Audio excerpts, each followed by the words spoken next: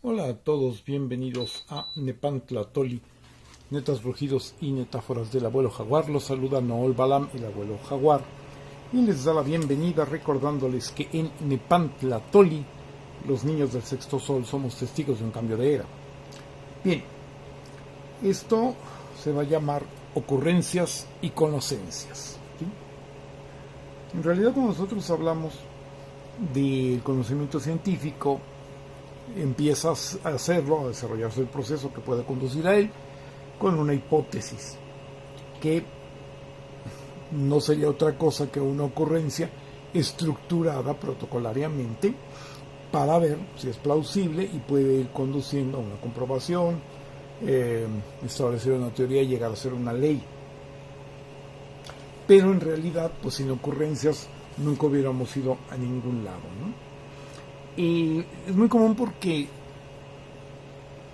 vimos en el sexenio pasado, sobre todo al principio, no dejaron de mencionarlo, pero claro que fue perdiendo poder, esta cuestión de tildar al presidente como de sus ocurrencias, ¿no?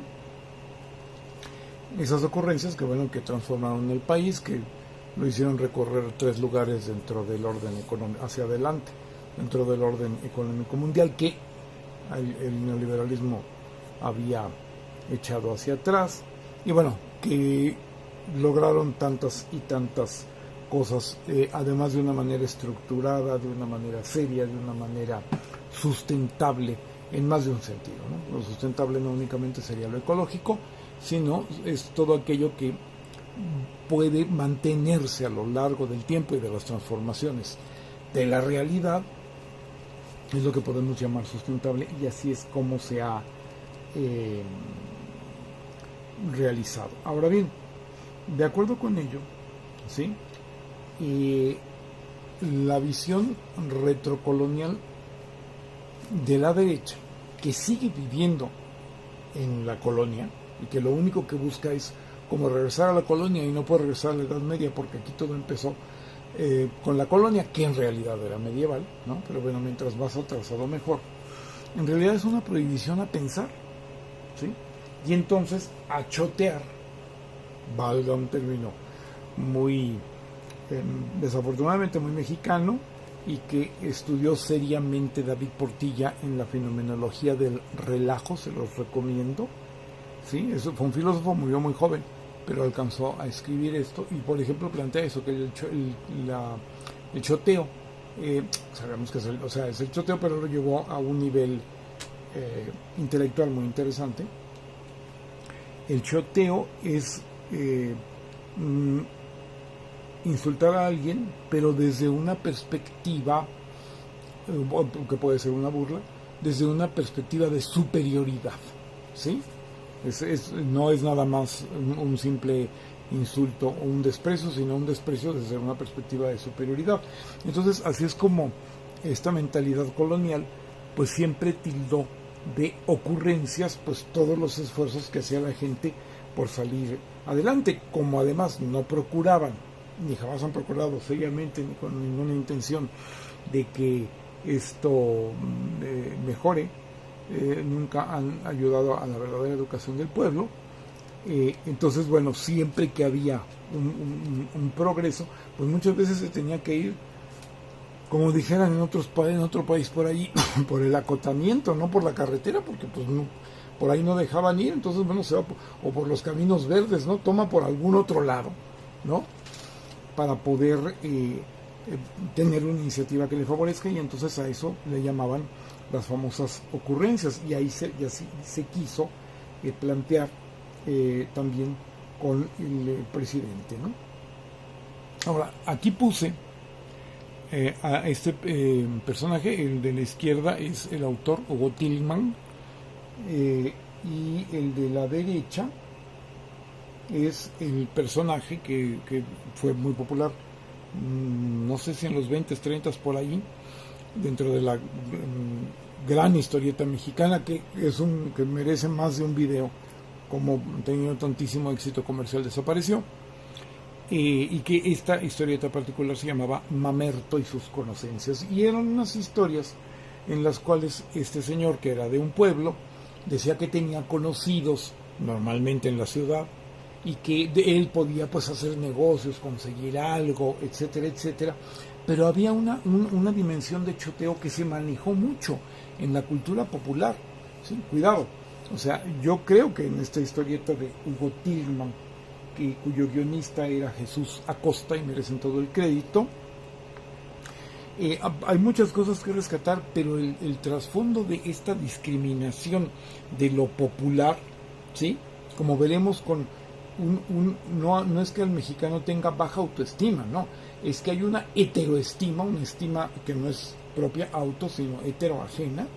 Es la heteroestima que le ha impuesto precisamente un orden colonial que tiene un imperio desde fuera, pero que tiene representantes que se dicen mexicanos, pero que de mexicanos solamente tienen el nombre y generan todo este desprecio por adentro. No tenemos una autoestima baja, tenemos una heteroestima en contra, de la cual hay que liberarnos, y que mucho hizo Andrés Manuel López Obrador para que podamos superarla. Pero esto estaba siempre así, ¿no? O sea, porque era una persona provinciana, ¿no? Prácticamente quizá rural, este señor Mamerto, ¿no? Y entonces decía, no, yo tengo mis conocencias, ¿no? No decir tengo mis conocidos, ¿no? Y entonces, bueno, todo salía de alguna manera cómicamente, pero era un trasfondo de ese desprecio, de esa descalificación. Y esto lo vamos a encontrar, y será muy interesante que lo podamos analizar en los videos que haga falta. Lo vamos a encontrar en Chava Flores, y yo soy Chava Flores fan. Lo vamos a encontrar nada menos que en José Guadalupe Posada, y yo soy José Guadalupe Posada fan. Porque era algo que era como de qué otra manera podemos pensar, ¿no? O de qué otra manera nos podemos reír, sino de que el pobre, bueno, muchísimo hay también en el cine de la época de oro, ¿no? En ese sentido, ¿de qué otra manera nos podemos reír sino pues del pobre, ¿no? O sea, bueno, pues ya vemos que no es la única manera.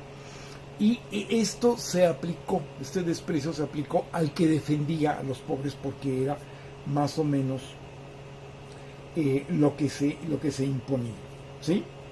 Entonces, aquí realmente tenemos que revisar esto, ¿no?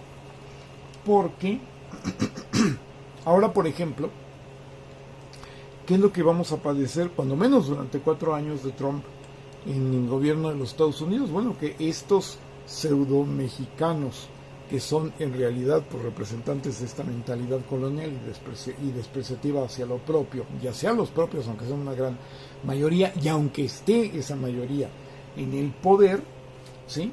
Pues se sienten apalancados, literalmente, como se dice en el mundo de las inversiones, con Trump, y va a hacer persistir en esta situación que va en contra de esas felices ocurrencias que han transformado positivamente el país, ¿sí?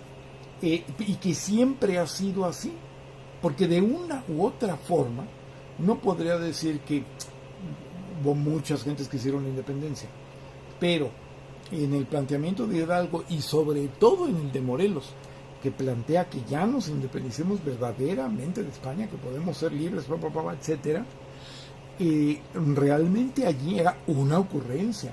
Luego, ¿qué ocurrencia la de los liberales con Juárez al mando, ¿no? De hacer las leyes para un país moderno? ¿En qué cabeza cabe, no? ¿Qué ocurrencia hacer la revolución? Que si ya Porfirio Díaz había comprobado que lo que funcionaba era regresar al orden colonial, a una sociedad de castas, a un desprecio del pueblo al que se le cobraba un peso para poder entrar al Zócalo, pero para que no entrara, ¿no? O sea, es ese mundo y es esa situación a la cual nos estamos enfrentando, ¿no? Y es que este desprecio del pueblo, etcétera, es una cuestión muy especial, porque realmente toda esta clase de derecha del país evidentemente no se identifica con el pueblo, pero tiene un manejo en el cual lo necesita para que lo enriquezca, pero lo desprecia profundamente, y la modalidad, no sé si decir nueva, pero digamos en boga, o la de Trump, es convertirlo ya no en un flojo y un ignorante, ¿no? O un gracioso o algo así, sino en un enemigo, ¿sí? El mismo que te enriquece, encuentras la manera de convertirlo en enemigo, que es lo que hace el fascismo, construye enemigos. Pero muy particularmente esto es grave, porque construyen enemigos, por ejemplo, los migrantes, que son los que han hecho grande los Estados Unidos, que es un país por definición de inmigración. O sea, no puede haber un oxímoron más terrible, y la mayor cantidad de migrantes, aún superior, habría que ver números y todo, pero en el sentido de los que llegaron, porque luego los negros llegaron y se reprodujeron. Hubo un tiempo en que los esclavos afrodescendientes ya no fueron importados, porque había prácticamente una reproducción tipo ganadería, ¿sí?, de los esclavos en los Estados Unidos. Uno de los estados, en ese momento no recuerdo cuál, de la Unión Americana, vivió de eso, lo cual es terrible, pero así fue. Es inhumano, pero así fue. Entonces ahí, con la población negra africana es otra cosa. Los mexicanos es la mayor cantidad de migrantes que ha recibido un país que por definición se ha hecho grande y rico y todo, y la primer potencia del mundo, con y gracias al trabajo de los migrantes. Entonces realmente la contradicción es exagerada, ¿sí? Entonces, ¿y qué es lo que pasa? Que pone este señor Trump gentes que algunos medios con justicia están definiendo como anti-AMLO. Los pone en los ministerios, en el equivalente a su gabinete, en los lugares de su gabinete, que incluso dice, fulano de tal es anti-AMLO, ¿no? Y Perengano también. O sea, pues aquí estamos precisamente en contra de esta situación de las ocurrencias, ¿no?, que han transformado el país. Pues imagínense qué ocurrencia ser independiente de los Estados Unidos. La última de las ocurrencias, y que nos ha librado de el golpe de Estado judicial, que ellos ya lo tenían perfectamente claro. Cuando se les descubre, y a través del proceso de la reforma del Poder Judicial, vamos a decirlo en términos populares, se les apesta, se les echa a perder.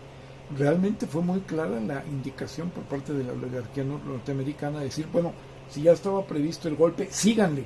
Por eso hemos visto que es como golpe todo lo que se ha hecho, ¿sí? No les ha funcionado, en fin, ya sería otra cosa plantear sus estrategias, ¿no? Pero realmente esto, ¿qué ha sido, no? Pues qué ocurrencia la de querer que aquí no sea un país corruptamente estructurado, ¿no?, por una corrupción cultural, como lo había dicho, como le hicieron decir, porque no creo que a nada se le ocurriera a ese hombre, a Peña Nieto, alguien que lo asesoraba, y como últimamente llegó a decir una de las juezas, estas tantas inefables que ha habido, que dice, bueno, pero ¿cómo se le ocurre que no va a haber corrupción si hay corte? ¿No? O sea, así ya, cínicamente, ya como han dicho todo, bueno, pues tampoco han dejado de decir eso, ¿no? En esto de la reforma judicial, que es como la quinta transformación, yo siento, o la transformación 4.A, fue una transformación prácticamente aparte, y que ha justificado mucho que se haga todo lo que provocó, porque ¿qué es lo que el problema de la derecha mundial? ¿Sí? Que no tienen ocurrencias, que ya no se les ocurre nada, les ha sobrado dinero y poder, pero ya no tienen iniciativas, y entonces ahora están generando sino solamente reacción. De ahí viene el nombrecito, la izquierda acciona y la derecha reacciona, de ahí viene el nombre, ¿sí? Y bueno, pues ahora muy fieles a cómo han venido funcionando a lo largo de toda la historia, pues no tienen ocurrencias, y ahora la enorme parafernalia de Trump y de que toda la derecha mundial pretenda juntarse con él, pues es precisamente para a punta de efectismo, ¿sí?, a punta de parafernalia, a punta de un apantallamiento literalmente, esconder su falta de iniciativas y de ocurrencias y bueno, de principios obviamente, pero digamos de proactividad en un momento determinado, y es a lo cual nos estamos enfrentando, ¿sí? El problema que nosotros tenemos que ver, ¿sí?, es que nos tenemos que aferrar a nuestras ocurrencias, ¿sí?, seguirlas produciendo, hacerlas eficaces y amarrarnos también a esa verdadera autoestima que nos haga hacer a un lado esa heteroestima negativa, que no es nuestra,